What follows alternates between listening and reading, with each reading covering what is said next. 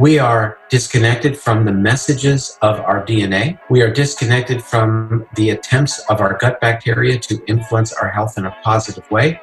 We're disconnected from our neighbors, our friends, our families, our communities, other countries, and we're disconnected from the planet. So those are the relationships that need to be rekindled.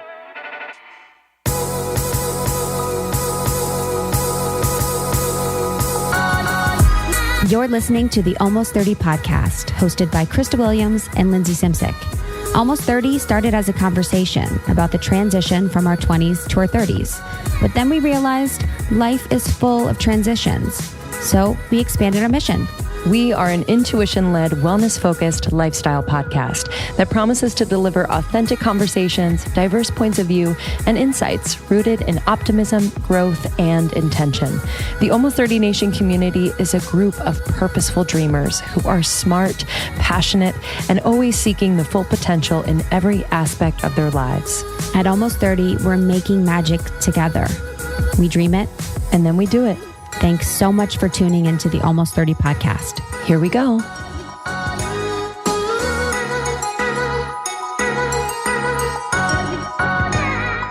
Hi, Almost 30. Hey, everyone. It's Lindsay and Krista, and we are coming to you live from LA. Back in black. I know. Truly. I had a moment the other day. I was like, I'm gonna wear more color. I know. And then I didn't. And then life went on. I just, until I can, I don't know, have like a really wide array of things to wear. Like I just like wearing a uniform. I know. Until I can wear something and not get stains on it. Oh, that and is get color. The rule. That is the truest thing, Krista Williams.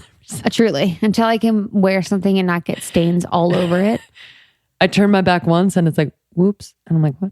And turn around and there's a salad salad piece laying on my boob. It's quite the issue.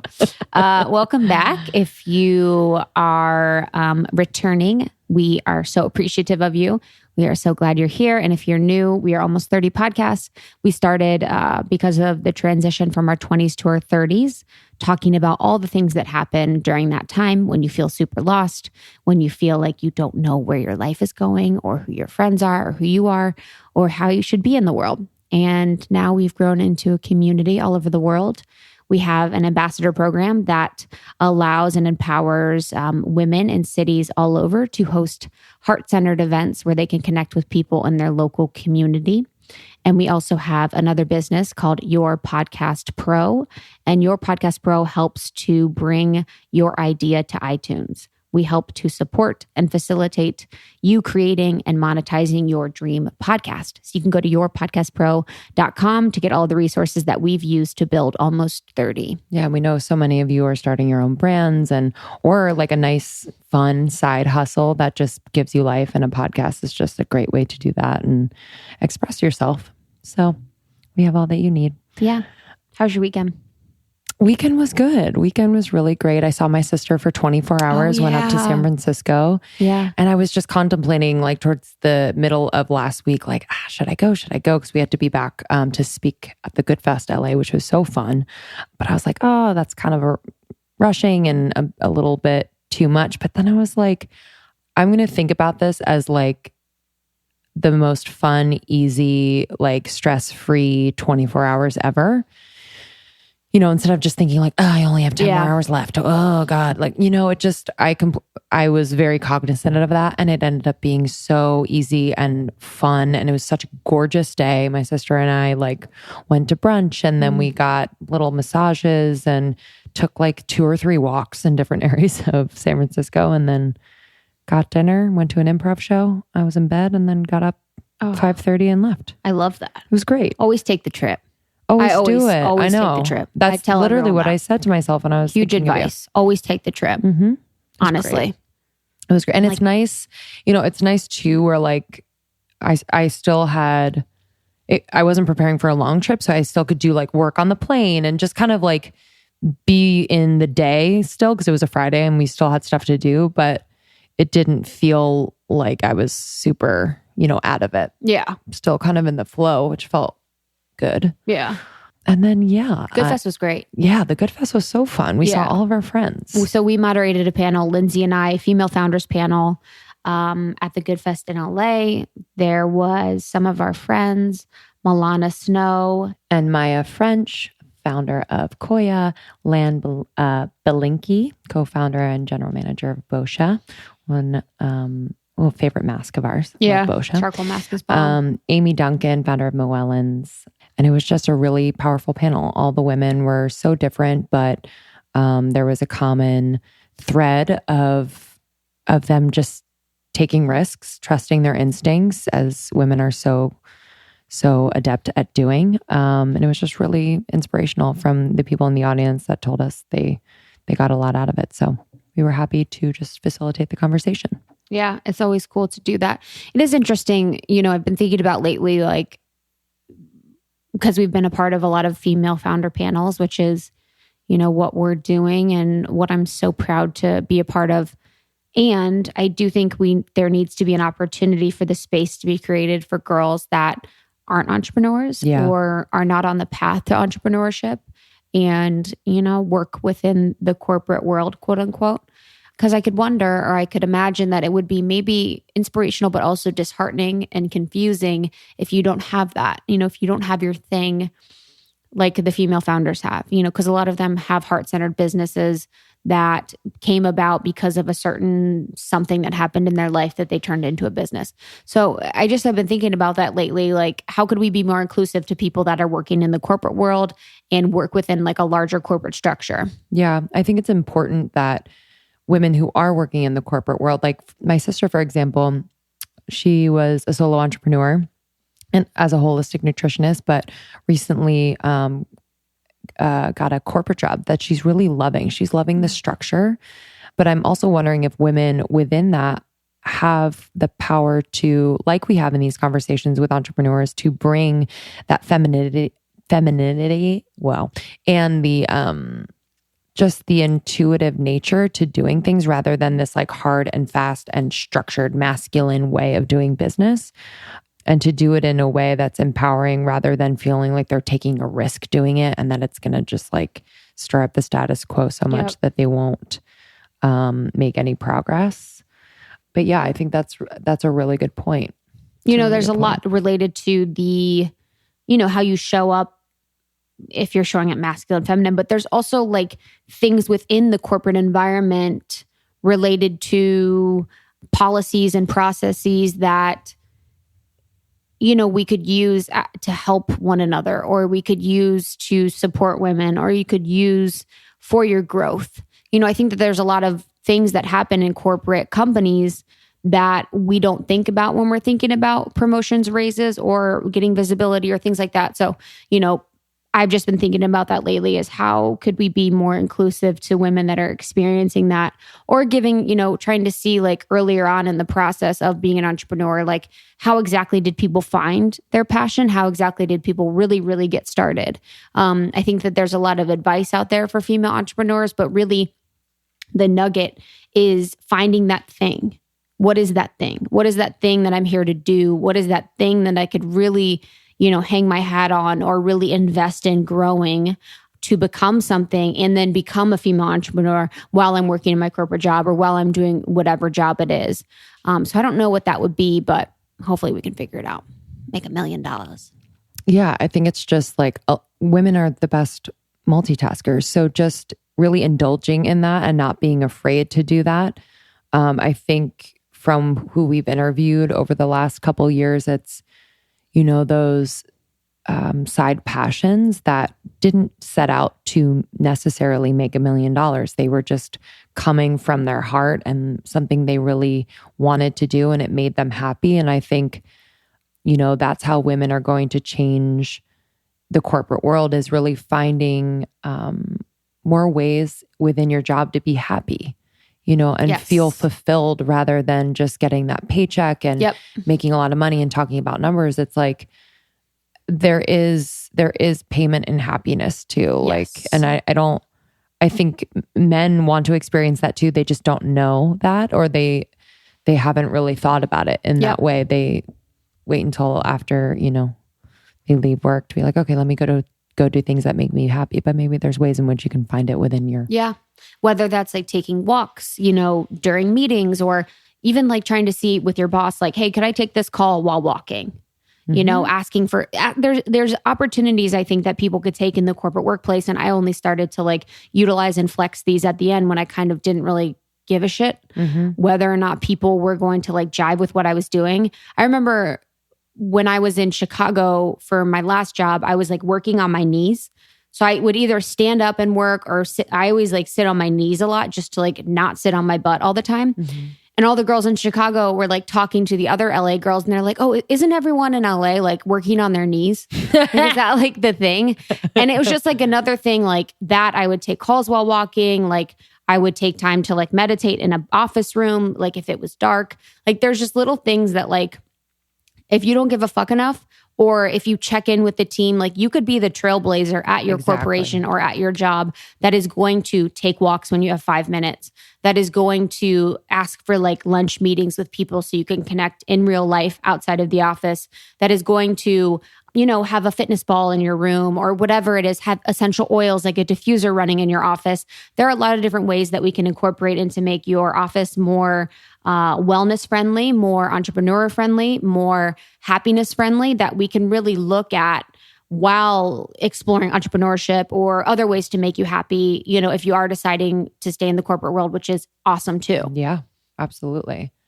Yeah, I can imagine that like if anyone, say in St. Louis and they're working in their awesome corporate job and they were to be like, oh, fuck, I'd love to like bring a bouncy ball in to be as my chair, right?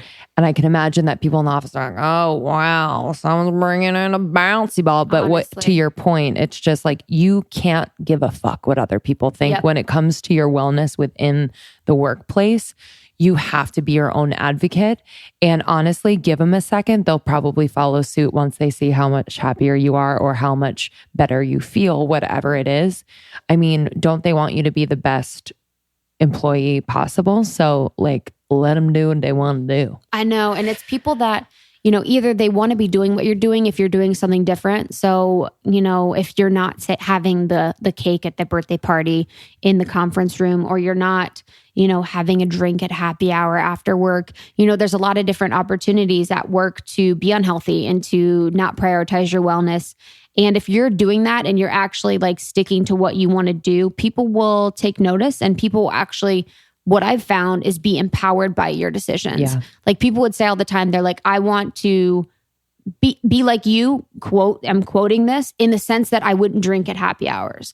I would leave work during lunch to work out when I could, or, just like taking opportunities within the system to be more healthy and to be more well, and not really caring about what I looked like to others, because I know that it worked for me and I know that it made me a better employee and it made me more present. And it's really what was going to be best for me to perform at my job and also live a happy life. Yeah. So thinking about what things that you can do, whether it's talking to your boss about certain things or your coworkers, and also just like sticking to it. And I also found that having a sense of humor about it really works well. So if someone, I'm trying to think of an example of something I would do at work. For an example, like with your bouncy ball example, if you had a ball that you wanted to sit on instead of something else, if someone comes by and they're like, oh, like sweet ball, just like laugh about it, like make fun of yourself, like laugh about it. Like it's different and it's outside of the realm of normal things. So if you like make fun of it and you kind of like lighten up the mood with that, then it always seems to like work out well and disarm both parties. You know what I mean? Like they'll be fine with it. You'll be fine with it. And because imagine if you're bothered by it, then it says to them that you don't really believe in, you know what I mean? It's like you set the tone for how they see what you're doing. And if you're like, no big deal, this is just what I'm doing. And they're like, okay, no big deal. Yeah. They're like, well, see you later. Dude, yes. Trying to think of other things. Yeah, there were so many things that the work stuff I just like could not do. I mean, sorry for microwaving broccoli. You know what I mean? Yo. Fuck them. Fuck them. I would eat mad lean cuisines at the beginning of my job for sure. I used to fall asleep like at my first job at like 11 a.m. It was really hard, dude. Like the first time, people will know this if you worked at a desk job, the first like 2 days of sitting at my desk, I was like, oh my God. How am I going to do this forever? I have to do this for 8 hours? Yeah. Imagine. You're like, okay, you sit down in front of a computer. It's like, okay, 8 more hours of it. Like, it's crazy. And, time eventually flies and you have stuff to do and, work like evolves and time eventually passes. But it's a crazy feeling that you're like, because I never studied for 8 hours. Hell no. The most I probably studied at one time was 2, to be completely honest. Mm-hmm. Like I never sat down for 8 hours. I never sat for 6 hours. I never really forced myself to do something for a prolonged period of time. So to do that was holy mackerel. Wow. Yeah, no. Crazy. I got a sniff of it when I was in Boston and I was like, whoa, because I just could not do it. I was so bad at it. And it was like, get me out of here. Yeah, honestly. It was way too much for me. I didn't even give it that much of a chance. But yeah, I feel like, we do have to have a more inclusive conversation about that.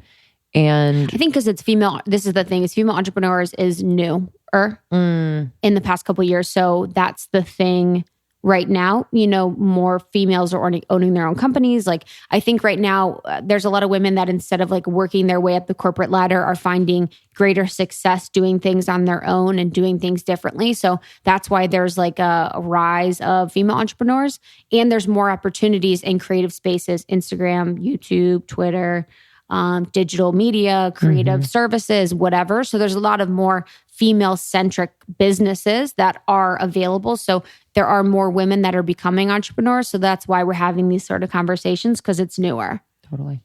So, but it was cool. It was really nice. It's always nice to see new products and brands pop up. Yeah. And it's really inspiring. There was that freshwater brand I thought was cool. I hadn't seen, you had seen it before. Yeah. I'm going to think of it. Rise Springs. Yeah, something Springs. But they get their water from Rising Springs? Yeah. Yeah. In Idaho's Sawtooth Forest. Not sponsored, but. And it's directly from the source. Yeah. Whatever that means. Extremely rare source of the purest water. Honestly. It's the only unfiltered water in California, or something like that. I was like, huh? Man. I know, honestly. But it's cool to see these really niche brands. Yeah. I'm like, whoa. That's how I felt so I went to the Conscious Living Expo this weekend. Oh yeah. You guys, this is a new level of my life, Justin and I.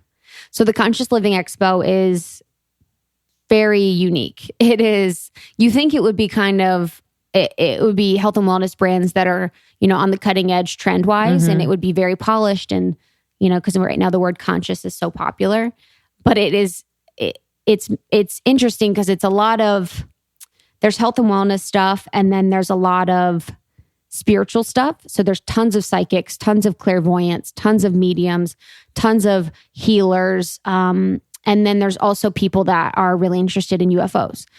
And there's also people that are interested in sacred geometry. And there's also people that are interested in, I don't even know. It was so hard to describe. It was crazy. So it was at a Hilton, which, whenever you go to, yeah, I love a good ballroom. I love a good ballroom conference room moment. It's honestly, my energy thrives in carpet, harsh lighting, and uncomfortable chairs. I feel like I'm my very best self. Sconces on the wall. Literally. Huh? Justin and I both he fell asleep during one of them because it's, you want to drain your energy? Be in that environment. It's crazy. I would love to have Dave Asprey talk about it or something, but the lighting, the temperature, the lack of healthy foods, the lack of oxygen. Really? Lack of healthy foods there? Well, they did have healthy foods, but I know what you mean. It feels gross. I don't know. It feels gross eating on carpet on gold chairs with a PowerPoint in front of you. Were you seated the whole time and it was just person after person, or was it an expo? So we went and there's expo. So there's tons of booths, which was really interesting. So I was thinking about it. I'm this is helpful for me in what we do because there is a lot of stuff that allows us to be on the cutting edge of health and wellness. Things related to your water, being like sacred geometry, I guess. Like, I don't really even know how to explain it, but like having a water that's like filtered on a pyramid grid system, so it has a perfect hexagonal structure, allows you to feel more hydrated and have more energy. And then there's a lot of health stuff like supplements and Chinese herbs that I actually have never heard of.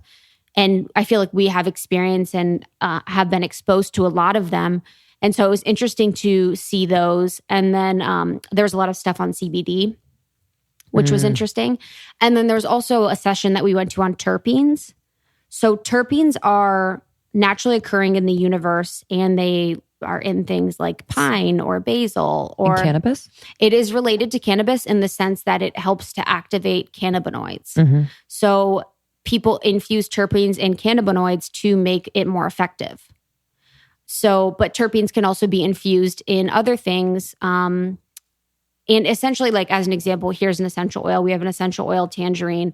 There are terpenes that exist in tangerine, and they could take the terpenes out of the essential oil supplement. So it's breaking it down even more and taking the beneficial properties out of it. So if this tangerine essential oil is supposed to reduce your anxiety, create a calming effect, the terpenes have been extracted from this, and you could use them to infuse them in something else.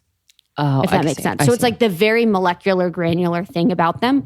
So in the future, terpenes are going to exist on a broader scale to help health, to help, increase lung capacity, liver function. There's like all these very specific things that we can pull from nature to infuse in foods as terpenes, foods, liquids, cannabis, whatever. So that one was very interesting because I think in the future, especially in the cannabis industry, you'll hear a lot more about terpenes.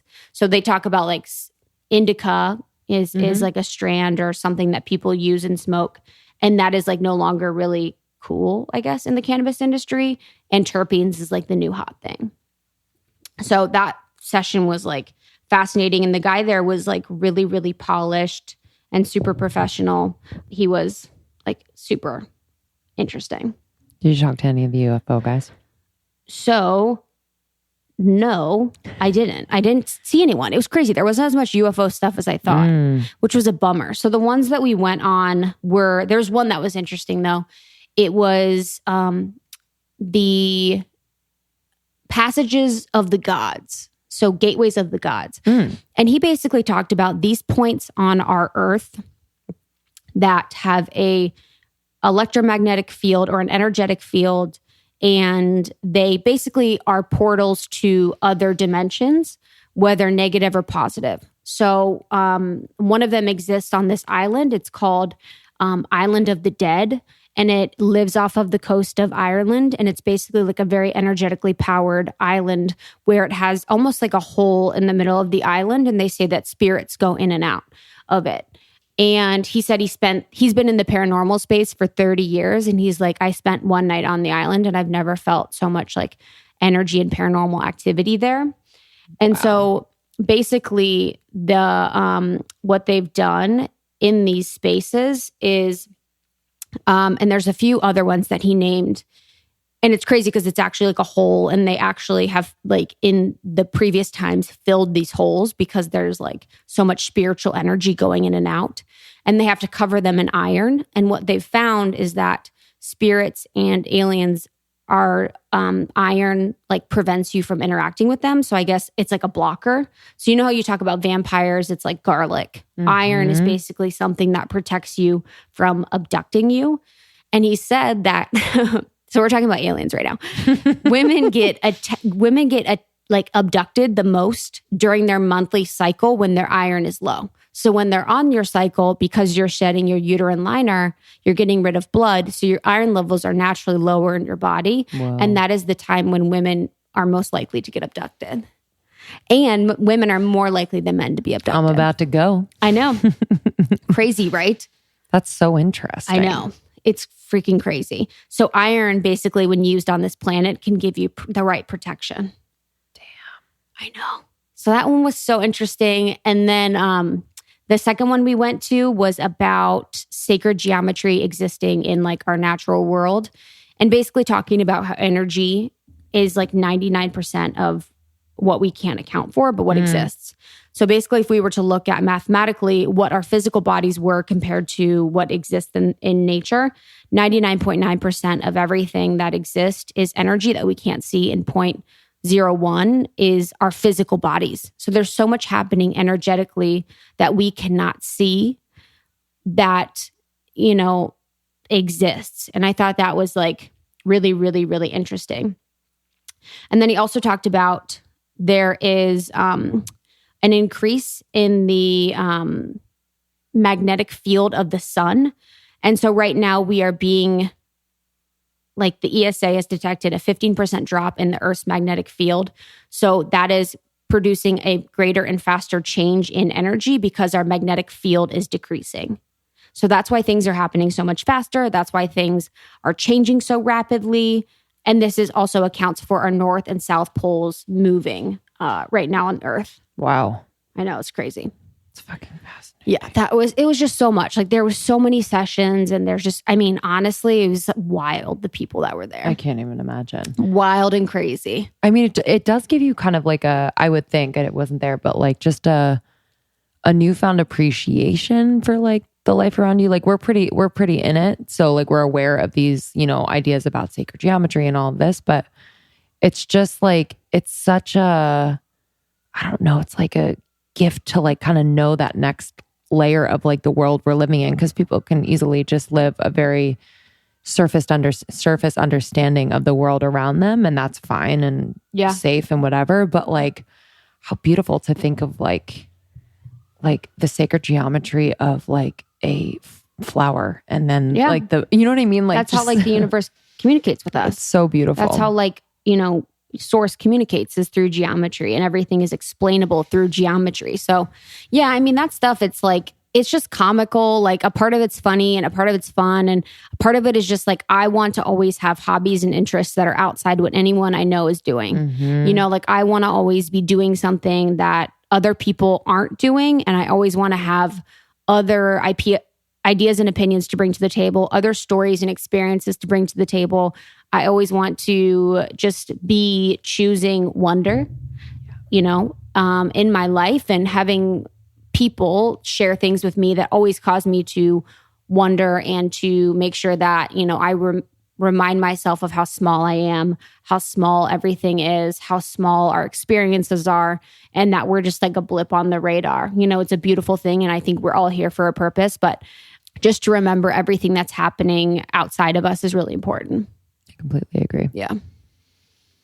Briefly, I watched that documentary on Netflix, Heal, and that made me think of it. It's where it's just like this greater understanding of like, one, we are not our diseases or our illnesses, and that like there is just so much more happening on a molecular level, on an energy level, on a spiritual level that could be contributing, making better or worse our health, our well-being. What's it about? So they bring together a ton of practitioners, spiritual practitioners, physicians, more like Eastern medicine types who are looking at the body in a holistic way. Medical Medium was on there. They have, I forget what she did, but she brings her patients through a particular type of therapy that releases trauma in the body. Wow. And this woman, I just highly recommend watching it. This woman was diagnosed with stage 4 cancer, had cancer in her liver and her pancreas, and like 3 or 4 different organs, and was just given a very grim prognosis or diagnosis. And they wanted her to go through 2 full rounds of chemo radiation surgery. And that would take, a certain amount of time. So she just decided that she was going to do that, but on the other side of it, really tackle with more of her energy the holistic part. So, doing sound healings, meditation, just all of this different healing modalities. And after only 1 round of chemo and radiation, she went back to her doctor and she was completely cancer-free. Wow. So, and it was just like, you saw during the process of her, what she was doing, and just the power of positive thought, this other man like visualized his spine coming back into alignment after a really bad car crash. And every single day he would imagine, like it would take him hours to truly imagine like that's beautiful. each disc aligning. Yeah. And there was a day in which it all just locked in. Like he opened his eyes. He was like, you know, almost like he had a fresh breath of air in a new life. And he was better. Oh, I love that. And I know it sounds crazy, but it just made me think a lot about people in my life who have gotten sick, why they've gotten sick on a deeper level, and then how they've healed. Yeah. You know, so it's just a really good reminder if anyone is dealing with or have people they're close with dealing with, you know, any disease, any condition, it's really important to treat the whole body, the mind, the spirit. It's all so deeply connected. But yeah. Yeah, I'm experiencing that in my family. I have someone that's very sick, and it's very apparent after a death in the family, why they are sick. And it's heartbreaking. Yeah, you know, it's the grieving process is so hard, and our bodies listen to everything we think. You know, and holding space for someone who's grieving after a loss is really hard too. Really hard. I mean that, you know. Crazy. But yeah, Heal on Netflix. And we're going to try to get Kelly on the podcast, the director. Yeah, it's a good one. All right. So today on the podcast, we have Dr. Perlmutter. Oh, this was a delight. He's such a sweetheart. He's so sweet and so smart. And just another one who was so present with us. I mean, truly could have talked to him for hours. I know. This was over Zoom, but it felt like he was sitting right here with us. He just was so engaged. And we were just feeling so lucky. He's the author of Grain Brain. And he is also a board-certified neurologist, 4-time New York Times best-selling author, and has really helped so many people not only, you know, just become aware of the effect of excess, you know, grain consumption in one's diet and how that can lead to disease.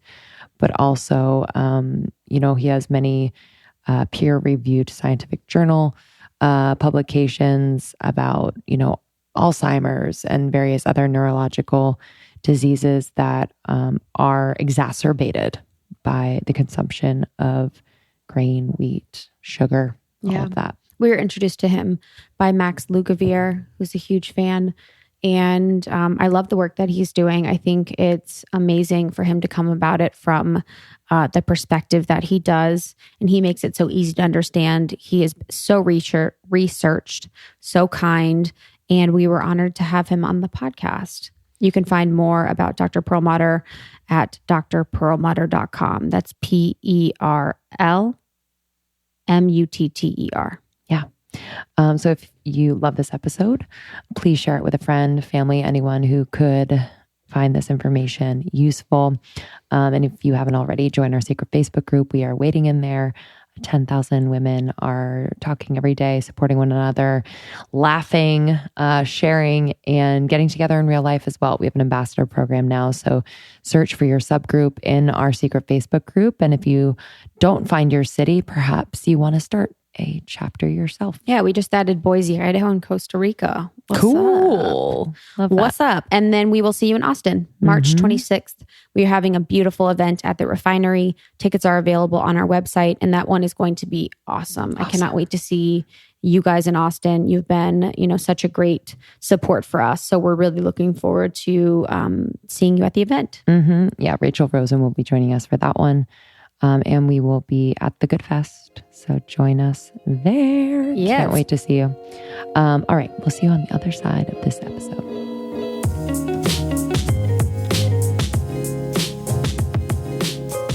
We are honored to be with you today. We have some mutual acquaintances.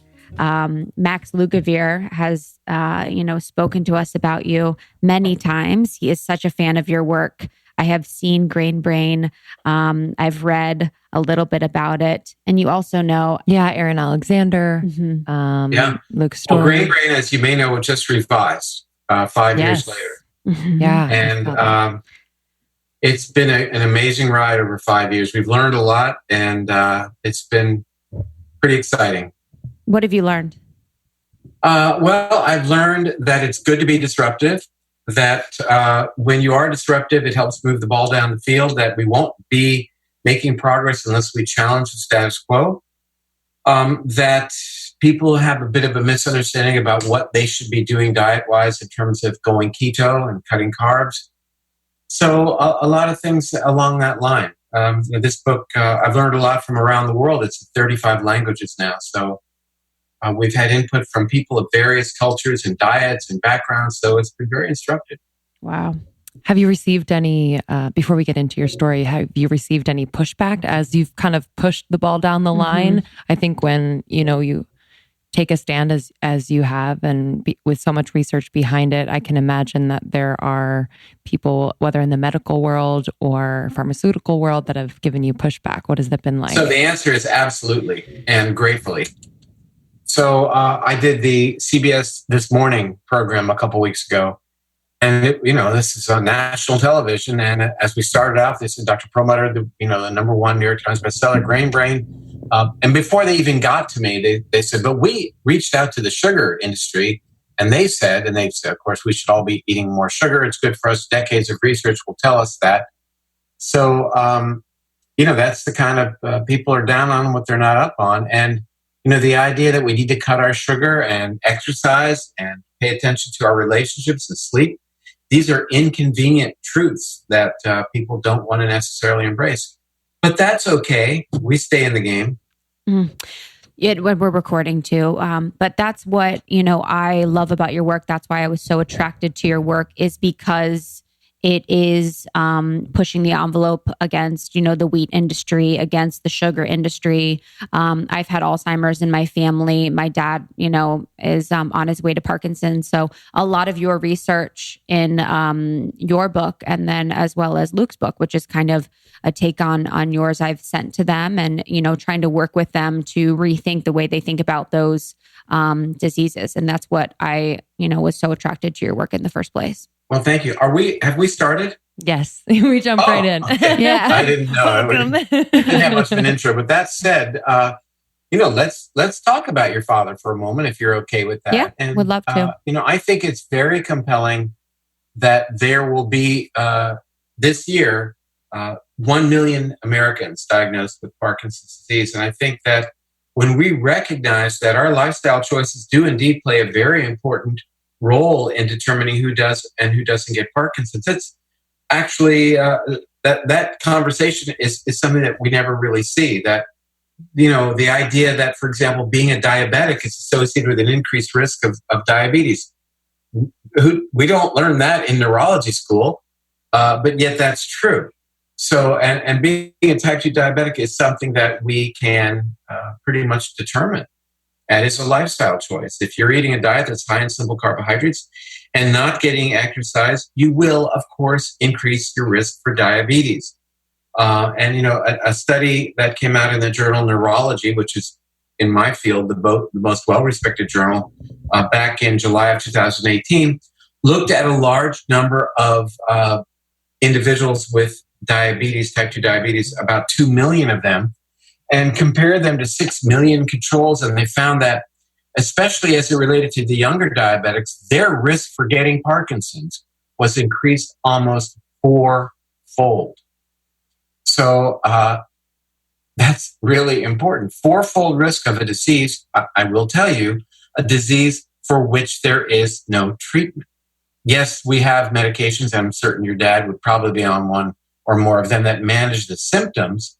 But in terms of treating the underlying problem, we don't have a medication for that. But yet we know that diabetes is strongly related to risk for this disease, Parkinson's. So, when we think about Linda Ronstadt and Neil Diamond, Muhammad Ali, Janet Reno, and so many, Michael J. Fox, notables, it's not for lack of popularity in terms of the public discourse about it. People talk about Parkinson's, but the notion of disease prevention by recognizing these relationships really is something that has to come to the forefront. Bill Gates said that treatment without prevention is not sustainable. So we've got to emphasize prevention. And, I'm certain that our conversation today will likely take us to the place of Alzheimer's disease too, which is by and large a preventable disease. So I think front and center, I've had a coffee, so you can tell. Front and center is the relationship of diabetes, for example, some of these issues. If you become a type 2 diabetic, you have as much as quadrupled your risk for Alzheimer's. And Alzheimer's happens to be a disease, again, for which there is no treatment. Diabetes is associated with up to a 4-fold increase for a disease, for which increased risk for disease for which there is no treatment. What are we missing here? It's really that important. So let's look at diabetes, and let's look at things that go well beyond dietary issues. For example, we know, as published in the journal Diabetologia, that men who are taking statin drugs for their cholesterol have a 41% increased risk of type 2 diabetes. Women taking statin drugs, the Women's Health Initiative, published in the Journal of the American Medical Association, I might add, more than 150,000 women taking this drug to lower their cholesterol have about a 71% increased risk of diabetes. And I mentioned earlier, diabetes is associated with as much as a 4-fold increased risk for Alzheimer's, a disease for which there is no treatment. So one other thing I'll just mention along those lines, I think it's really very important. In November of 2018, in the Journal of the American Medical Association was an amazing study written by a Dr. Richard Kennedy. And what Dr. Kennedy did was he looked at 10 other studies of the so-called Alzheimer's drugs, because there are drugs marketed to treat Alzheimer's patients. They sell close to $1 billion a year of those drugs in America. We've known for a long time that they don't work. And what Dr. Kennedy described in the Journal of the American Medical Association, this was a meta-analysis of 10 other studies. 2,714 individuals were looked at, comparing those with Alzheimer's who were treated versus those who did not receive the common Alzheimer's drugs. Those who were treated, not only did they not improve, they actually got worse than the people who weren't treated in terms of their cognitive function. Using the so-called Alzheimer's drugs is associated with a more rapid cognitive decline. Why do I have to be on your podcast to talk about that? That should have been on the front page of the New York Times or the evening news. Yeah. It was published by the Journal of the American Medical Association. These drugs that people put their faith into for their mothers and fathers and husbands and wives are actually speeding their cognitive decline. It's like giving a blood pressure a pill that will actually raise your blood pressure. And so, these are sort of the motivating developments these days, and why we redid Grain Brain, because so much more has developed that needs to be vetted. It needs to be made public. So what's the gap there then? Where science is coming is, all of these studies and this new information is coming out. What is the gap from people seeing this information and applying it to their lives? Or why does everyone look at new scientific information kind of with a side eye, wondering what's true or what's not? Because we're completely, on your page, and it's a little disheartening sometimes when, you see people in your family on these drugs, or you see people trying to find solutions and it's really going about it the wrong way. So what is the gap here? So the disconnection that you called attention to is a disconnection, you said, between knowing this information and acting on this information. And that's really very fundamental. And I think that we have been led to believe that the doctors are going to fix our problems. And what I am making very clear is that we have to be the ones in the driver's seat, because the lifestyle choices are ours to make. We've got to pay attention to the fire and not the smoke. So it changes the responsibility from the doctor to find some magic pill, magic treatment, back to me as an individual to look at this information and to go ahead and make those changes, which are not, it's not an easy paradigm for people to accept, because we've been convinced we should offload these ideas to the experts. But again, there is no treatment for what we're talking about. There is no treatment for diabetes from a pharmaceutical perspective at all. End of story. Yes, there are medications that diabetics take that will lower their blood pressure, but you still have diabetes. And yet, a researcher like Dr. Sarah Hallberg at Virtus Health has cured diabetes type 2 with diet, putting people on what's called a ketogenic diet. Who knew? And actually, they're no longer diabetic. So people tend to be down on, as I mentioned, they're down on what they're not up on. Mm. You mentioned lifestyle, and we'll certainly get into the diet part of it. Could you highlight, what you found as lifestyle choices that could fight the fire or, be preventative in this way to fight inflammation and everything that is causing, diabetes and Parkinson's and Alzheimer's and all of those things? Well, Lindsay, you said something very, very insightful just then. You said, light the fire of inflammation. And in fact, the word inflammation comes from the Latin inflam, meaning fire. So it truly is the body burning up. And, and I think it's very apropos your audience that our research now demonstrates that inflammation in your 30s and in your 40s is strongly associated with trouble down the line. And it is a situation where you can't wait to be my age 64, and suddenly say, well, okay, I think I got to start getting serious about these health issues. Maybe I'll go to the health food store and see what they have. To take that off topic for a second, what in the heck is a health food store? To me, we have stores where the food is actually good for you. Think about it. What's the rest of this stuff? Then what's at the grocery store if it's not health food? So what's all the rest of it? But anyhow, in a study that appeared in the journal Neurology back in 2017, and this is in our new book, appeared a very interesting study. They looked at a group of individuals, 1,600 people, and years ago, they measured their blood to determine the level of so-called inflammatory markers. And, we now measure other things like C-reactive protein, et cetera. And then they followed these individuals for 24 years. And what they found was that those people who 24 years ago had the highest level of inflammatory markers had dramatic shrinkage of their brain and poor memory function. Now, that's based upon blood work that was done 24 years ago, i.e. in their 30s and in their 40s. And in a similar study that was done in, I think, 2008, also published in the journal Neurology, they did a similar study. They simply, instead of doing blood work, they measured the size of the belly. How big is your belly? And they followed these people for 36 years. And they found that those individuals who had the biggest belly 36 years before had a fourfold increased risk of dementia. Fourfold increased risk of dementia by having a big belly 36 years ago. So my demographic, if you look at Facebook and my website and Instagram, et cetera, is women. I think it's 45 to 65, which is great.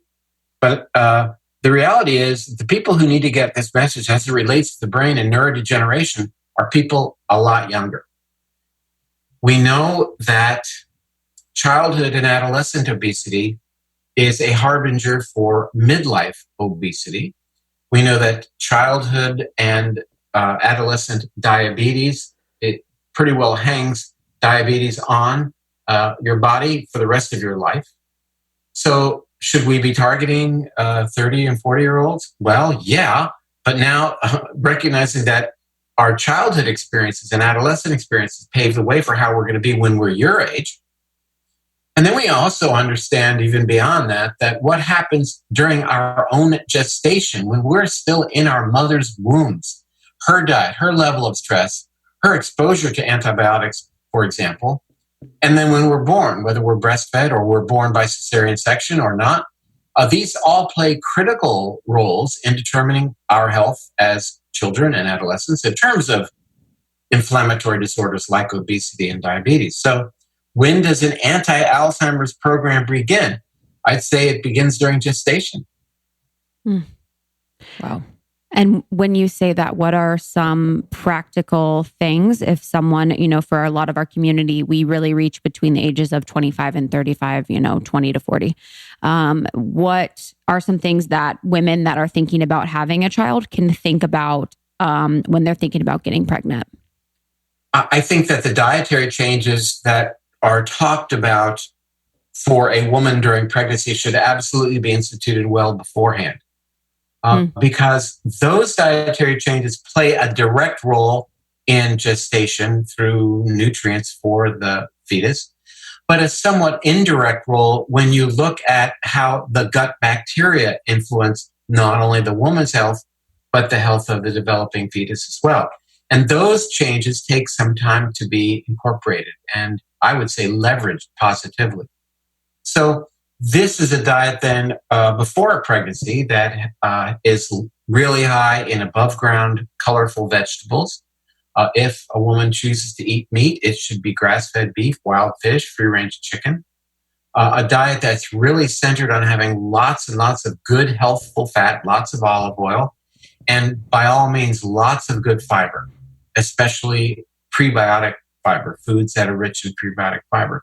And beyond that, recognize that, for example, the omega-3 DHA is critically important. So clean seafood or a DHA supplement, making sure vitamin D levels are adequate and magnesium as well. And by all means, being super careful with respect to medications that threaten the gut bacteria. And those include, obviously, the antibiotics, but also the non-steroid type anti-inflammatory medications like ibuprofen that people seem to think is really safe, but isn't. And acid-blocking drugs that are so common, especially during pregnancy. Once the belly gets big and women tend to have a lot of regurgitation, a lot of reflux, first thing they do is reach for an over-the-counter acid-blocking drug that's devastatingly damaging to the gut bacteria. So that, and I would say avoiding artificial sweeteners as well. Those would be the important keys. Mm-hmm. If you know, then you know. But if you don't know, I'm going to tell you. The cult favorite Coconut Lip Glossy lives on as one of my favorite things to keep in my purse. Coconut Lip Glossy is a coconut-based lip gloss. It's just the perfect amount of shine. It's not sticky and it locks in moisture all night, all day. I use it during the day, but then I put it on before bed at night. And now they have tinted lip glosses. So you can mix and match. They have, my favorite right now is the birthday suit. It's like a sheer nude pink, but they also have Mai Tai, which is a really beautiful orange red. And then they have hibiscus, which is like a pink red. They have pinkini, which is a bright pink. And then the sangria, which is like a sheer red wine color. So beautiful. As always, all of their products at Kopari are super clean. They are made, the base of the product, all of the products are ethically sourced coconuts from the Philippines. We just love this brand so much. Can't say enough. They have body care, skin care, personal care. And I also have to say, their toothpaste is the shit. It is the best toothpaste I've ever used. They also have a charcoal toothpaste as well. Give it a try. Go to koparibeauty.com. Use our code almost30 for 20% off. So that's Kopari, Kopari, beauty.com. Use the code almost30 for 20% off your first order. One of the best decisions I made in 2018 was to take one of the To Be Magnetic offerings from Lacey Phillips, a manifestation advisor. I did the partnership portal and it was incredible. I truly unblocked a lot of my limiting beliefs and unworthiness, and I was able, through various deep imaginings and writing and journal exercises, I was able to expand into alignment with what I'm really wanting to call in, not what my subconscious has been trained to believe. And it's changed my life. It's completely different than any other manifestation practice that I've ever been introduced to. It's not about the thinking positive and the visualizing and all of that. It's really a unique formula that Lacy Phillips has developed. It's a grounded manifestation process. It's rooted in psychology, neuroscience, and energetic insights. It's really incredible, and it's changed my life.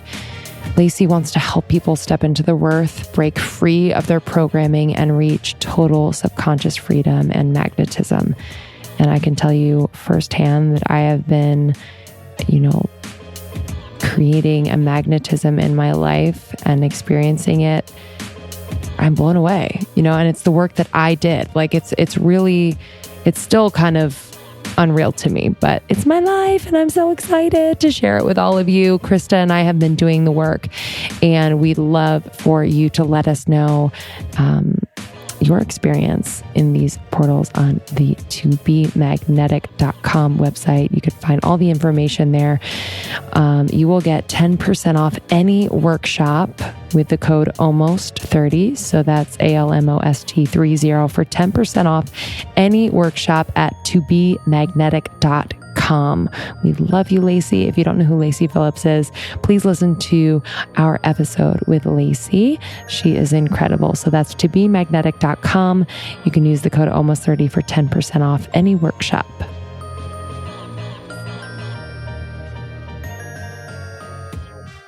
What about just keeping with the gut? And, obviously we've learned that there is a gut-brain connection. There's no question about it. If it's not the second brain, it is the brain. So what about keeping the gut biome healthy? What about fasting is really helping the brain itself?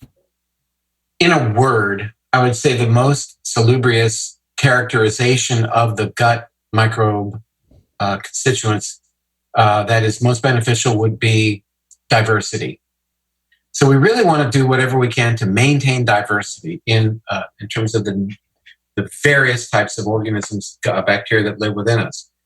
And we do that, again, by not threatening the gut bacteria by what I've mentioned before, and understand that diversity is enhanced, not just based upon diet, but also based upon exercise. Who knew that aerobic exercise, it's good for you, feel good for your weight-bearing program, good for your brain by increasing production of a chemical called BDNF. But aerobic exercise is associated with increased diversity of the gut microbes, which is what we need so that the gut microbes can help the brain, can make B vitamins that the brain desperately needs, can help reduce inflammation, the pivotal player, as we talked about, in terms of brain degeneration, that can help manufacture our neurochemistry like dopamine and serotonin that is so important for brain function, that can help make what are called the short-chain fatty acids to keep the brain healthy and to maintain the integrity of what is called the blood-brain barrier.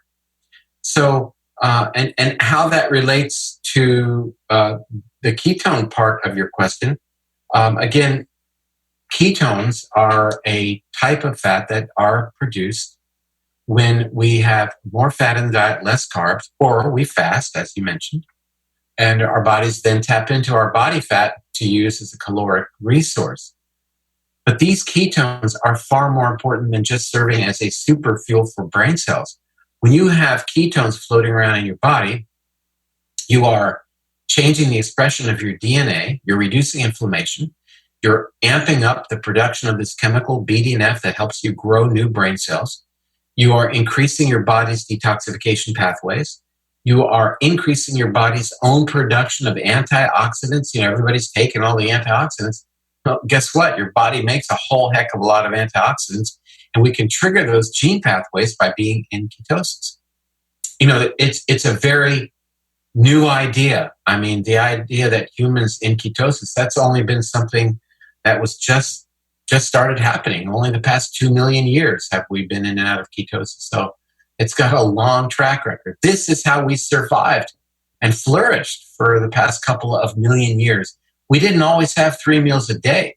There were times when the hunting, the gathering didn't pay off, and we'd go a couple of days, maybe a couple of weeks or longer without having food. And, fortunately, we're able to be flex fuel and shift from glucose and stored glucose in the form of glycogen and tap into our fat, our body fat, and tap into that to use it as a really, really good food that not only provides us calories, but amplifies the longevity gene pathways. So why would we not want to embrace that today?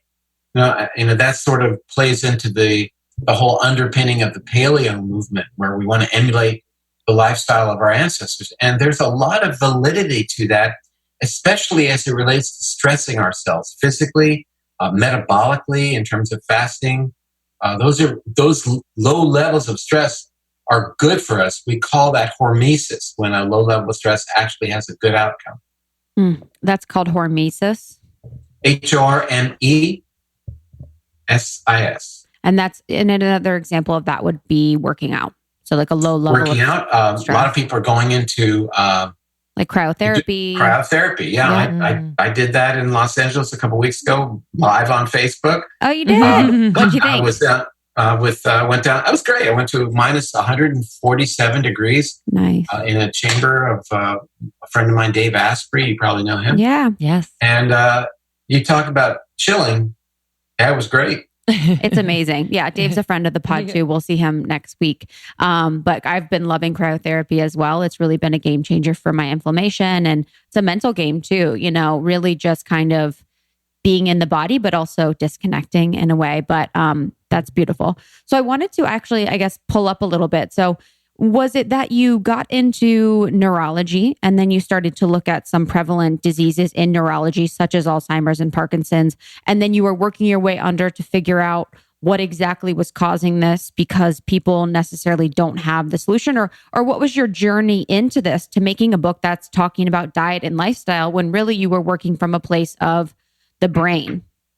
Obviously, I've been asked that question before, so I've had the opportunity to noodle that. But I will say, every time I'm asked that, I get a little different perspective, I guess, as I get older. But I found in my first 10 years of neurology, it was very mainstream.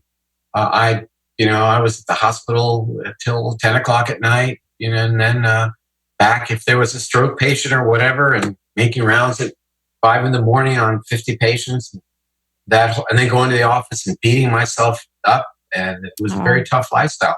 No, I mean, that's what we did, right? And that's what I was convinced was the right thing to do.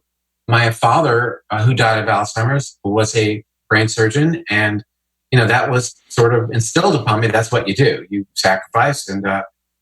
And so two things came to a boil. One was that I wasn't home, and my children were growing, they were 5 and 7, and I wasn't seeing them. And it was, I lived through that personally and didn't want to do that anymore. Now I didn't want to pass that on to the next generation. A, and B, I wasn't really helping people. It was, neurology, as Max Lugavere has said, it's kind of a situation of diagnose and adios. And that's who I was. I was writing prescriptions left, right, and center. I'm sure the pharmaceutical people were really happy with me, but I don't think I was really helping people. And I realized that there wasn't really a lot to do to help people by just writing prescriptions. So I began to ask, well, why are these people coming to see me having headaches? And just asking that question, why are people having headaches, right off the bat went against the grain of what a neurologist does. A neurologist doesn't ask why you're having headaches. A neurologist gives you headache medicine and hope for the best. And we did that. And I began to note that diet seemed to have a role to play. There's one of my patients, and I remember his name to this day. His first name was Theodore. He was Greek. And we were talking about his diet, of all crazy things. And I didn't know much about diet at that point. I said, you know what? For the heck of it, for the next few weeks, stop sugar. He stopped sugar and his headaches went away. And that's an N of 1. That's one patient. But I learned a heck of a lot from these N's of 1. And so I began recommending to headache patients to stop sugar. And then I began recommending going gluten-free. Who heard of such a crazy thing for headaches? And not all the patients were improved or had any remarkable turnaround, but some did. To me, if one person out of 100 had an improvement going gluten-free and didn't require medications, that would be a big deal. And in fact, I had one patient who had been on narcotics for 22 years, went gluten-free, and for the first time in his life went headache-free. We published this. So as that started happening, that started raising my what I was starting to do to the doctors in town, and they weren't pleased about this stuff at all. They decided that they didn't decide, but as time went by, I started getting less and less referrals from the local doctors because they didn't like this nutrition stuff going on. And ultimately, it became clear that I needed to leave my practice that I was in with 2 other neurologists. And I did so. And I opened up my own clinic. And then I was set free. And before that happened, though, I remember my wife and I went to Sanibel Island, to a crappy hotel on the water, and just walked around and decided what's the worst that could happen. I mean, we're going to be okay. I mean, we'll figure it out. So I spoke to my partner, said it's really probably time for me to leave. And they vociferously agreed with that. And because they felt, the practice could be threatened by somebody paying attention to lifestyle issues, God forbid. So I opened up with an assistant and a secretary. I opened up a clinic. Who knew? And with time, that thing sure expanded to 2 floors in a building, and hyperbarics and nutritionists, you name it. And I got to do whatever I wanted, and I got to explore things, and I got to do, treat people based upon what was being published in the peer-reviewed literature, and began to recognize that, yes, our lifestyle choices moving forward to have a huge role to play in whether we end up with Alzheimer's or not, that we are the arbiters of our brain's destiny. Who knew? It was a wee bit lonely in that, I was still, I think, maybe the only integrative or functional medicine neurologist in America. I'd go to lectures, and, I was going to form an organization of functional medicine neurologists, but I would have been the membership and the president, the secretary, the whole bit. So, but what I did find was, as I began to do this and became more involved in it, I began getting opportunities to speak at various of these integrative functional medicine venues and talk about my results and what I was finding, and really began recognizing the powerful role that diabetes was playing in a lot of the stuff we were seeing, and gluten as well.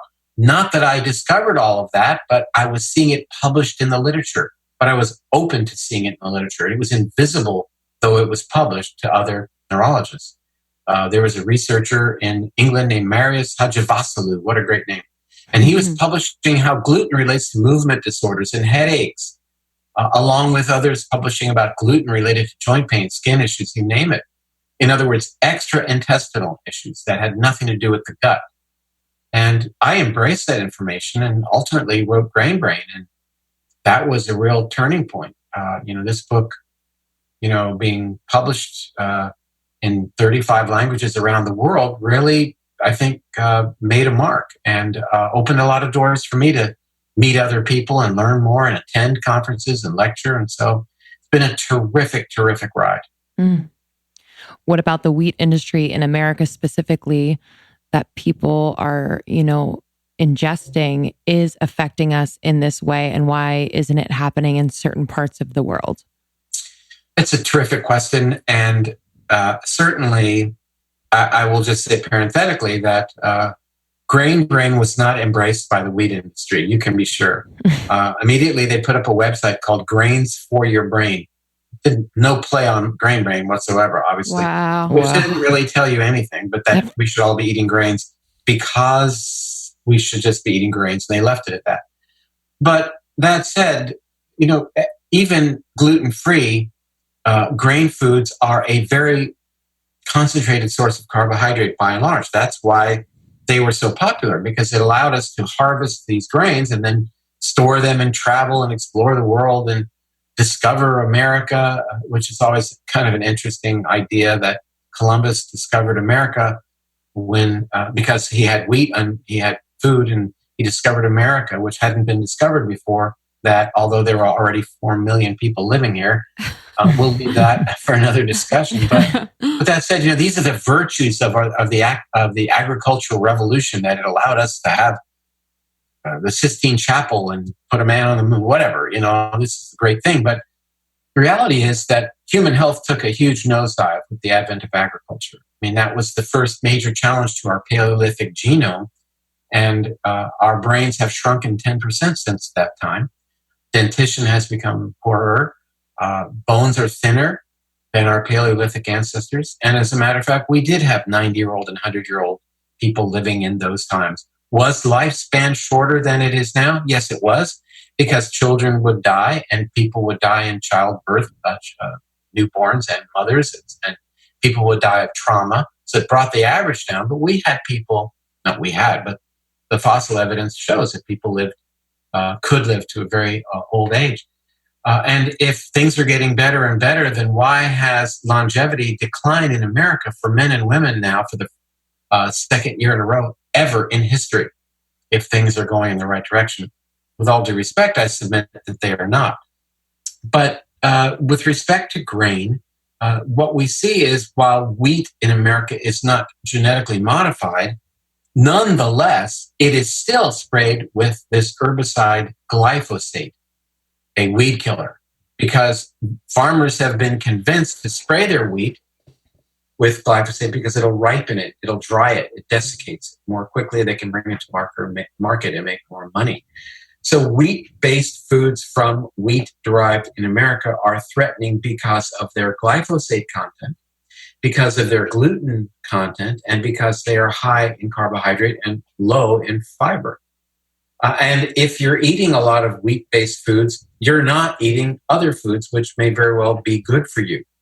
So we discussed in Grain Brain 5 years ago the notion that you can be sensitive to gluten and not have celiac disease. And that was so challenging. To this day, nutritionists, dietitians write blogs about Grain Brain saying, look, if you don't have celiac disease, you should be eating a lot of wheat gluten because it's good for you.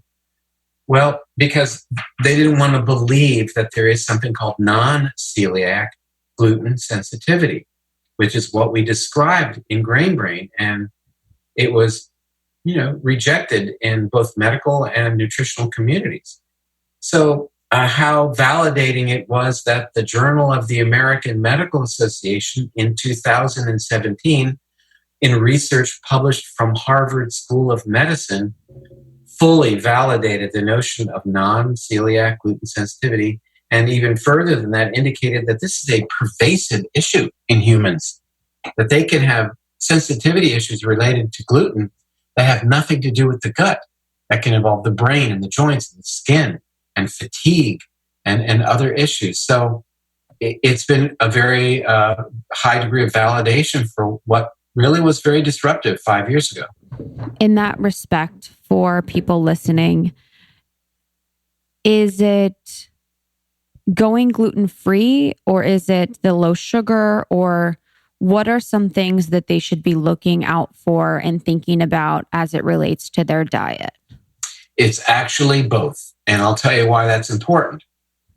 Because, Chris, if you go to your grocery store and walk down the gluten-free aisle, you're going to see foods that are hugely threatening to your life because they're high in sugar. I mean, you have gluten-free breads, cakes, pastas, pie, filling, you name it. And so it's not just the going gluten-free that is important. Avoiding sugar, I believe, is the number one issue of our time. And artificial sweeteners, by virtue of the fact that they threaten the gut bacteria as well and are associated with obesity and diabetes. But so I think it's the two. I think we should be as gluten-free as we can be, but definitely sugar and understanding where sugar is coming from. It's, the hidden sources of sugar are everywhere. 80% of foods in a standard grocery store have added sugar. No, we don't talk about it. And I guess you don't add sugar to orange juice, but even your 12-ounce glass of orange juice has 9 teaspoons of sugar, 36 grams of sugar. You may as well drink a can of Coke.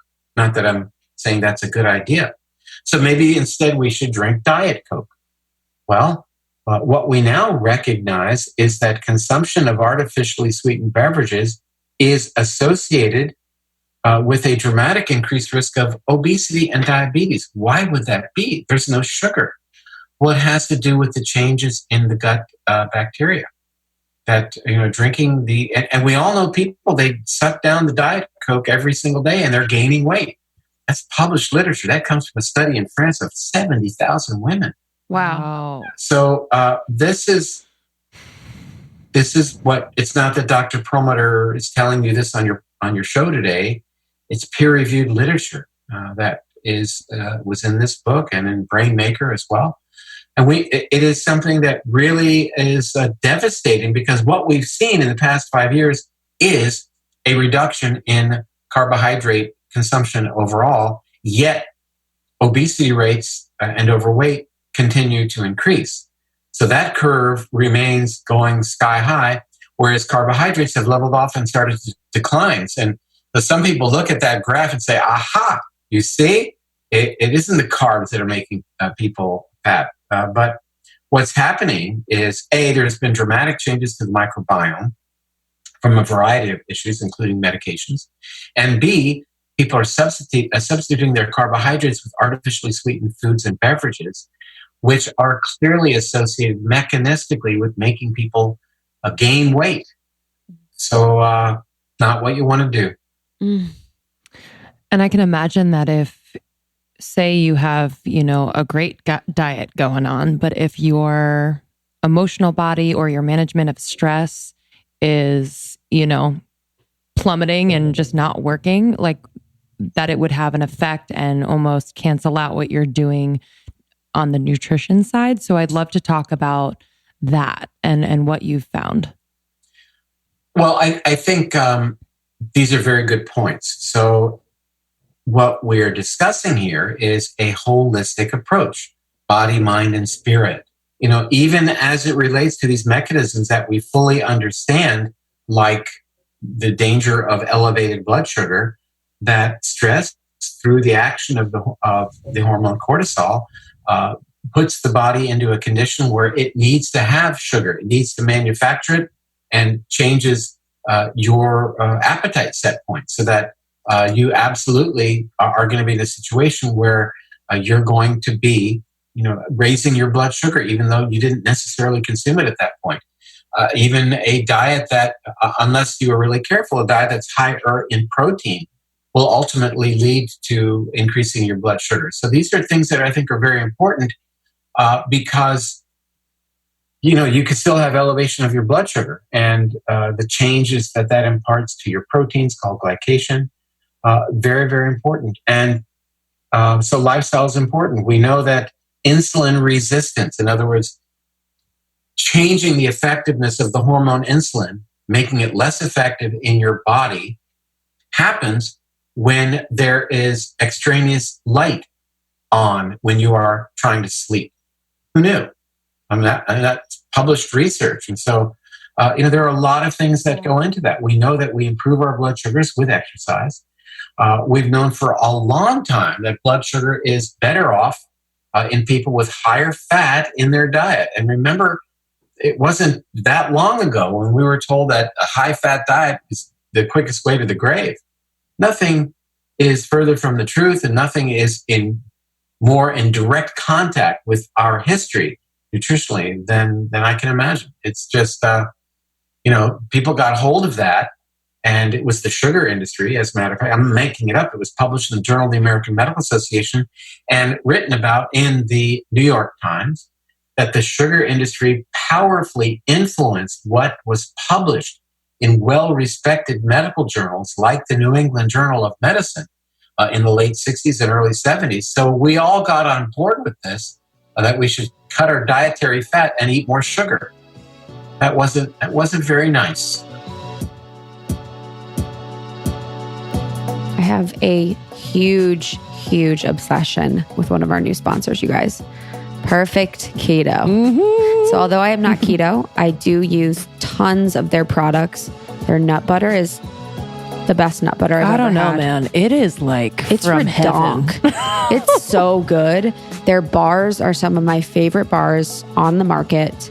They are really high good fats. The ingredients are really clean. They're unprocessed. They're fucking delicious. Yeah. And I really, really love their MCT oil powder. So I'll put that in all my lattes in the morning. And it helps me to really stay full for, the morning time until I eat my lunch later in the day. And it's part of, it's perfect to be part of a ketosis regimen too, if you're doing that. Yeah. I mean, brain function, like my brain function is on another level when I'm incorporating their products and just like being very aware of like keeping away from the processed sugars or anything like that. So, loving their new bars. As Krista said, the lemon poppy seed is my favorite. Only 3 All grams. of them are delish. It's crazy. Yeah, it's so delicious. So if you'd like to try Perfect Keto, our listeners are going to get 30% off site-wide if you go to perfectketo.com/almost30 and enter the promo code almost30 at checkout. So that's 30% off site-wide, Perfect Keto, perfectketo.com/almost30 and enter the promo code almost30 at checkout. So excited for you to try it. Let us know what you get. Enjoy. One of our sponsors, Honeybook, I've been recommending to all my friends, my entrepreneur babes that are starting a business, running their business, and they have been loving it. So it makes me feel like such a great person that I've been recommending our secret business tool with all of our amazing friends. Yeah, it's truly helped us so much. And I think the key word is consolidation. Just kind of putting all of these tasks and everyday little details that we're trying to manage in separate areas of the business and just like different machines and emails and things like that. So Honeybook is a way to just really streamline the process, like your QuickBooks, Google Suite, MailChimp, all of that. And especially if you're a creator, a solo entrepreneur, photographers, designers, event professionals, Honeybook is perfect for you. It's still your business. It's just going to be so much better. It's taken so much stress off of us. So if you'd like to try Honeybook, they are offering our listeners 50% off your first year with promo code almost30. You heard us right. Okay. 50% off your first year with promo code almost30. You can go to honeybook.com, peruse the website. They are there. Their customer service is really great. You can ask them any their customer questions. service is insane. It's awesome. They're so helpful. So let us know. It's been just making our life so much easier and really helping Almost 30 to elevate and accelerate this year. Yes. Enjoy it.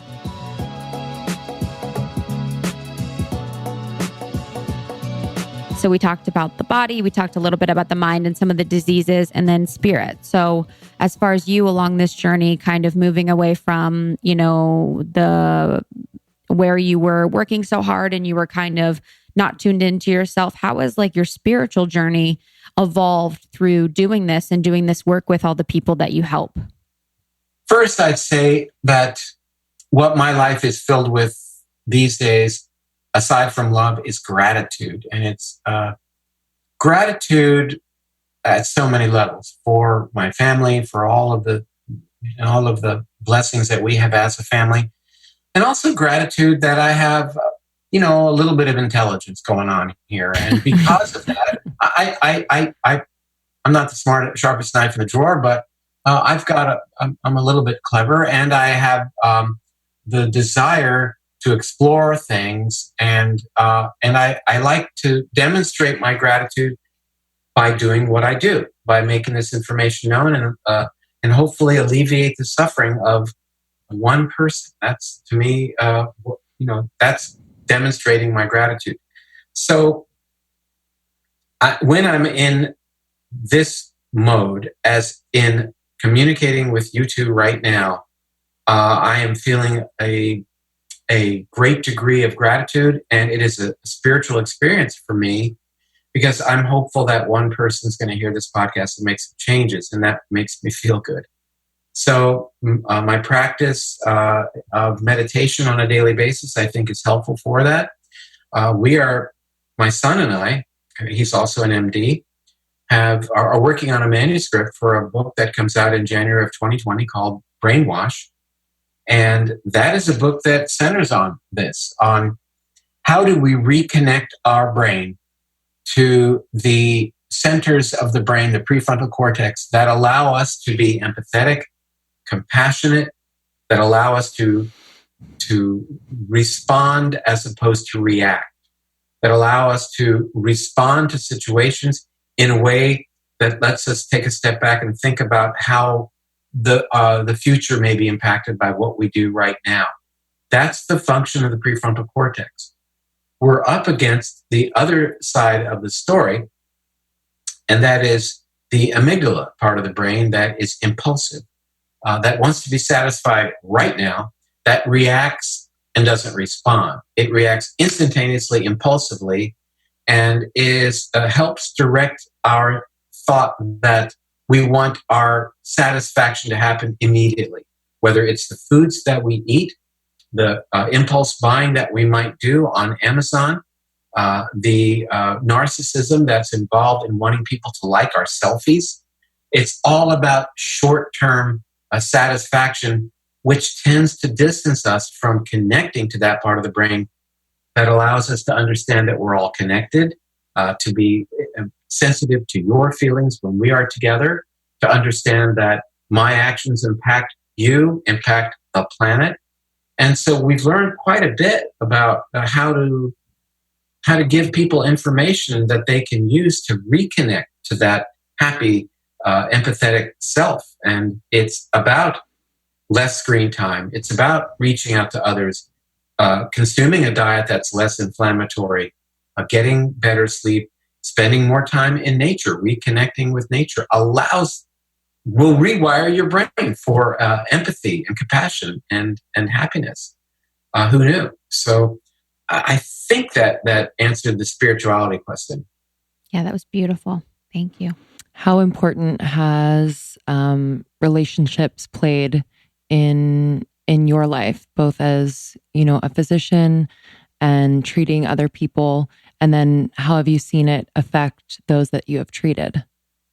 Well, I would say paramount. Relationships means connection, right?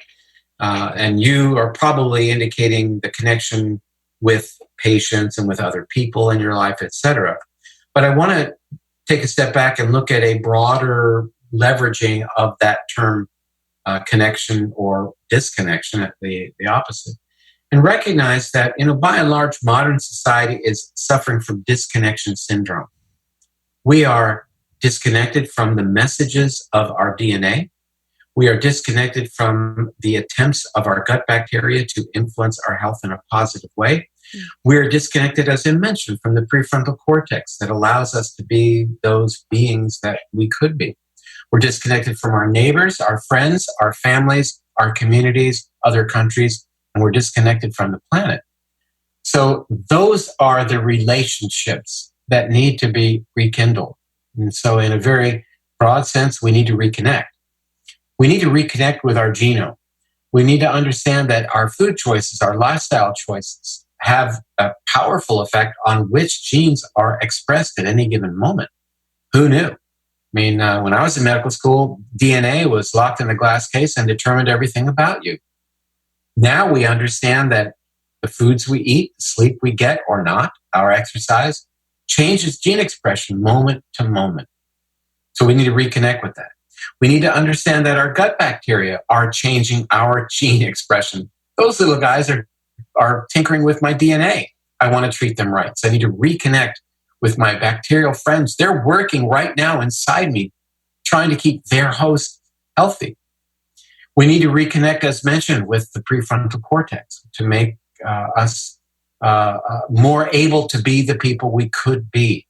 Those compassionate, spiritual, empathetic beings that plan for the future and recognize that our actions today are going to have an impact tomorrow, environmentally, in terms of our neighbors, in terms of how we treat ourselves, in terms of our health.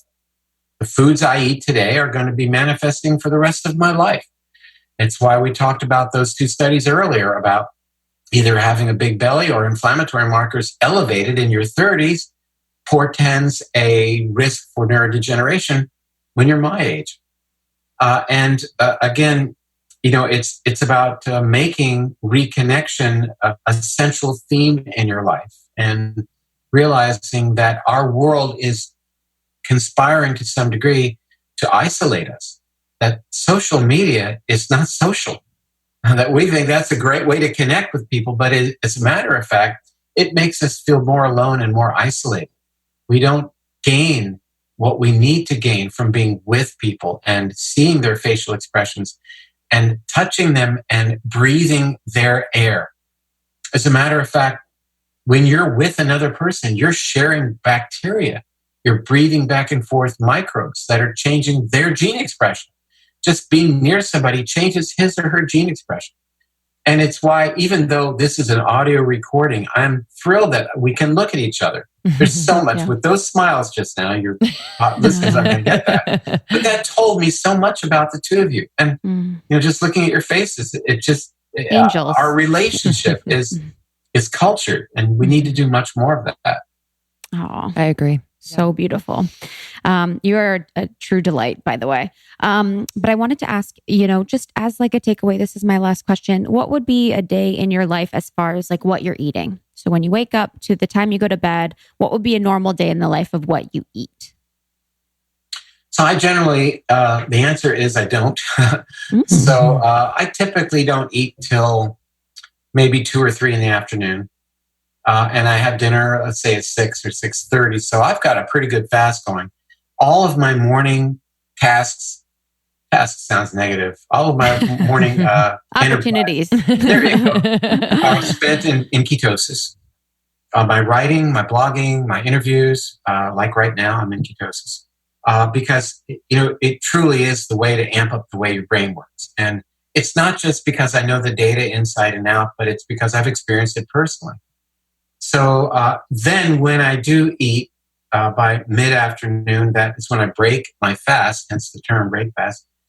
There are a few things I will do. On occasion, I will make some eggs with avocado and lots of olive oil. So I get added fat. Yes, more and more fat, the better. But lately, I've been doing just this, a bowl of chia seeds, almonds, pecans, coconut flakes, and hemp seeds, and I put a little kefir in that. And I find that to be hugely satisfying. Hardly any glycemic index going on here. I've tested afterwards. I'm still in ketosis, low blood sugar. And then dinner is a great meal. Eating is great. I love to eat. And the good news is that I'm a crummy cook. So the good news is my wife's a good cook and knows that I'm a crummy cook, so even better. I eat at home, everything is fully organic, always. And it's mostly vegetables, above ground, dark, leafy green vegetables, colorful vegetables, purple, red. If we have meat, it would be grass-fed. We rarely have meat, but we do have some free-range chicken. Mostly we eat a lot of wild fish. So that's what dinner would look like. Would there be something for carbohydrate in there? There might be. Beans, peas. Sometimes we might even splurge and have some gluten-free, small amount pasta or even rice. It's not that common. Do I have a little bit of 85% or greater chocolate after dinner? I do, and I enjoy it. We drink wine, probably not enough. I will go probably 2, 3, sometimes 4 weeks without a glass of wine. So my tolerance is very, very low. And that might be why I don't drink much anymore. I think statistically, it probably would be better off if I did have a little bit more red wine. I just don't tolerate it that much anymore. I don't like how I sleep. So, but I will have a glass of wine or two to be social. And I think the other main part of the story is I exercise every single day. And it's aerobics every day, weights every other day, yoga just about every day so I don't hurt myself. Because, the exercise does so many things. In my case, one of the things I think about while I'm exercising is that I'm increasing BDNF, this hormone to make new brain cells. Having mentioned to you that my father died of Alzheimer's, I know I am at risk. So I exercise a lot. But I love to exercise. I love being out. I listen to podcasts or I listen to nothing. I write books when I exercise, come home and write it down real quickly so I don't forget what I discovered. I do take nutritional supplements. I take vitamin D. I take a methylated B complex. I have added fish oil, coenzyme Q10, probiotic, prebiotic, nicotinamide riboside, magnesium, collagen. I'm a big believer in. Truthfully, I've never said this on a podcast before, but I had frequent nosebleeds, of all things, with low blood pressure. Figure that one out. Out of the blue, I could be. One time I was giving a talk in New York City, downtown. Middle of my talk, I went like that. My hand, and I was bleeding, but I kept talking. So, collagen for me has been really effective in that regard, I believe. So, wow. A lot of things that will change in my program as I learn more, and that's a good thing, not a bad thing. You know, some people say, "Oh my gosh, Dr. Perlmutter used to tell us to eat low fat." Yeah, I did. I did 20 years ago, but that's not what the science is telling us, and I owe it to you to tell you what I believe the best of our science is telling me as I see it. So there you go. Awesome. That was beautiful. Last question. I would love to know if you had a message for, our generation, 25 to 40, if you had a message for them, what would it be? Well, I'm glad you didn't say one bullet point, because I do have a message for your generation. And I'm really very much in touch with your generation, with our kids being 28 and 30. And all of my business management is 30 or younger.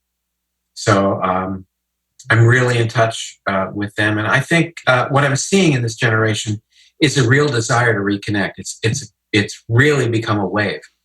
It's becoming something that's gaining a lot of traction, because I think the disconnection brought on by our modern society has become so pervasive that finally there's pushback. So I would recognize and portray the importance of reestablishing connections with your friends, understanding that social media and likes on things that you post aren't important, that when you're doing that, you're judging yourself based upon the responses from others. And when you're looking at everybody else's posts, those aren't reality. Nobody posts themselves as having a crummy day and looking ugly or whatever, the way they normally might be. We only tend to see the best. And in the ads that seem to pop up on social media, understand the obvious. Those are targeting you. Those are ads designed for Lindsay. They're ads designed for Krista. You know that. We all know that. Mm-hmm. But they're very, very pernicious, aren't they? They really and they're very, very attractive. And we find ourselves clicking those things. Your brain is being manipulated and degraded to make you connect to your fear center as opposed to empathy, compassion center.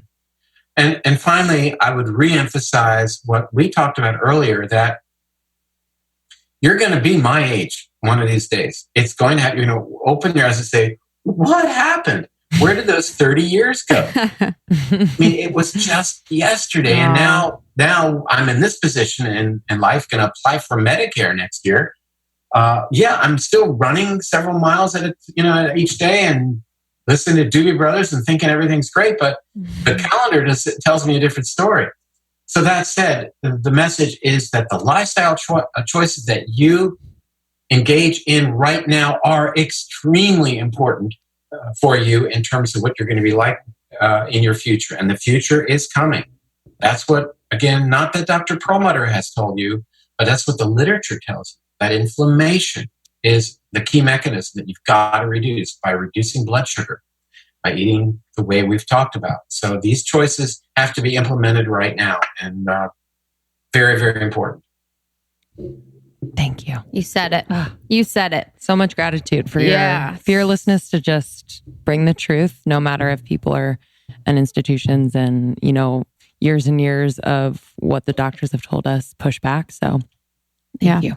You are doing You are doing the true work. So really I appreciate you. That. You guys are great. I mean, I know. Tell me about it. You are. I love hearing that. This is the part of the interview where we say talk about how great we are. I gotta say, you're turning red, as a matter of fact.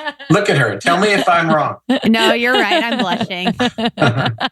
Well, listen, thank you very, very much for having me. I am always so grateful just that people want to hear what I'm thinking. And that makes me feel really good. It's very encouraging to continue to do the work.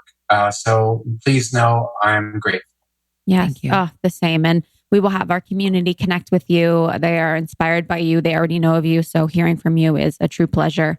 Your team was great in helping us schedule this. So if you're ever in LA, please let us know. We could hang out with Dave as well. Yeah. But it has been a treat. So thank you Back into so the much. cryo. Yes. Thanks. All right. Well, thanks, guys. Talk to you later. Talk to you later. Bye. Thank you so much, Dr. Perlmutter. You can get Grain Brain everywhere books are sold. And he and his wife are coming out with a book, Brainwash, next year. Oh. Yeah, I'm excited. Yeah, Lindsay and I were flying high after our interview with him. Truly. So. Thank you so much. All right. Review of the week. Thank you all so much for writing reviews. Truly, it means so much to us. We read every single one of them and appreciate your love, support, and feedback. Inspiring and life-changing. 5 stars. I've started listening to this podcast a year ago and have had my life dramatically change because of it. Krista and Lindsay have exposed me to so many authors, healers, and thought leaders that I never heard of before. I'm not overly entrenched in the wellness world, so it's possible I could have been exposed via a different podcast. But the conversations these two have with their guests are so down to earth and relatable that I often find myself laughing out loud, sharing episodes with friends, and remembering to look their interviewees up later. I've started manifestation courses with Lacey Phillips and have begun to heal internally, and I've chosen to go off of hormonal birth control via Alyssa Vitti's protocol and supplements. My life is transforming before my eyes, and I finally have the courage to take my own creative risks the way these two did. They are constantly striving to incorporate feedback and bring on a variety of guests, and I admire their ability to be agile, confident, and entertaining. This is my favorite podcast and a bright spot in my week. I must subscribe. Wow, that is... Wow. Thank you. Lauren, Ashley, thank you so much. Thank you. We read those just to thank you. We means a lot. Thanks, guys, for writing the reviews. And as she said, if anything resonates with you, I'm sure it'll resonate with someone else. So it means a lot to us that you pass this along. Spread the word. Yeah. We love you. And we'll see you in Austin. Almost30podcast.com, Almost 30 Podcasts on Instagram. Our Instagram's pretty hot. And then Almost 30 Nation on Instagram for our ambassadors to see what our community is up to. Yeah, follow that account. I am at 100blog, HUNDRAD blog on Instagram. And I'm at Lindsay Simcik, EY, and then SIMCIK. See ya next time. See ya.